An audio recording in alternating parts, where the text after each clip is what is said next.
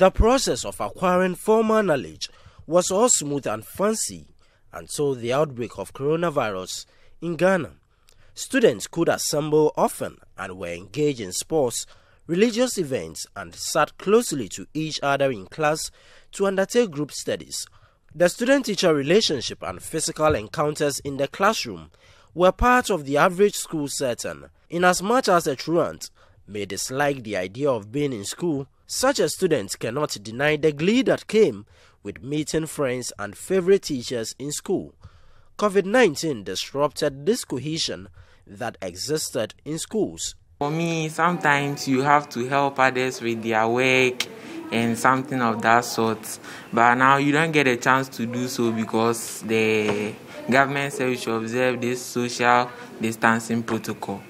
It feels really sad because we've been at home for a long time and some of them, we've not seen them in a while. So when you see them like this, we want to hug them and do some stuff. But now because of social distancing, we need to distance ourselves and observe the rules.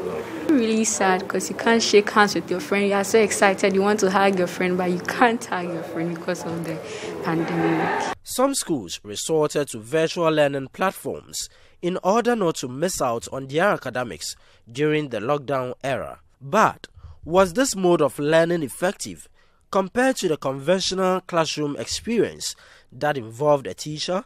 I wasn't really following the online classes because of certain issues at home, and I didn't understand certain topics, so I needed a teacher's assistance, but now it's good. The virtual platform, it wasn't really sustainable because it's not all of us that have phones and can buy data for that long period, so it was kind of problematic. With the outbreak of the coronavirus disease, schools have had to comply with the physical distancing protocol after partial reopening, and this has impinged on the bond that existed amongst pupils and to some extent the teachers. Students gave details of the ravaging impact of the virus on their school lives. The COVID has really caused a lot of problems because we have a lot of things to do.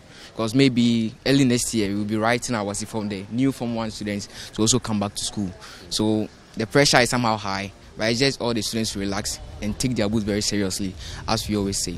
Now we have to be going back to the previous topics we couldn't learn during the COVID era, this lockdown period.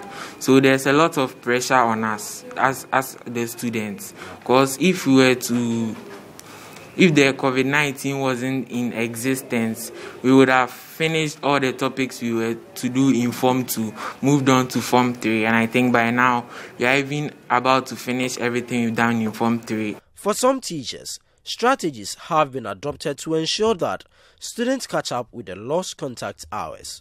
Heads of some of the institutions outlined measures put in place to safeguard the students against the virus following partial reopening of schools. Right from days back, we have a well-stocked up sick bay. We've always had a school nurse, and now there are the protocols. So you see right at the gate, you see no face mask, no entry. We have vertical buckets out there.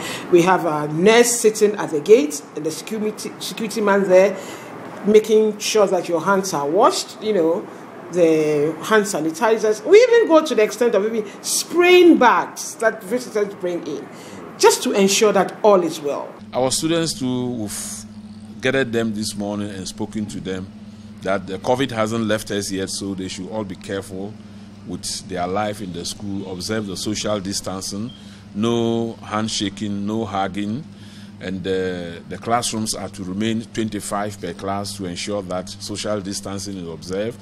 At the dormitory level, they should make sure that the way we have separated the beds for distance to be observed, that should be the case. They shouldn't go in and bring the beds closer to themselves because they want to leave like it is done before COVID-19.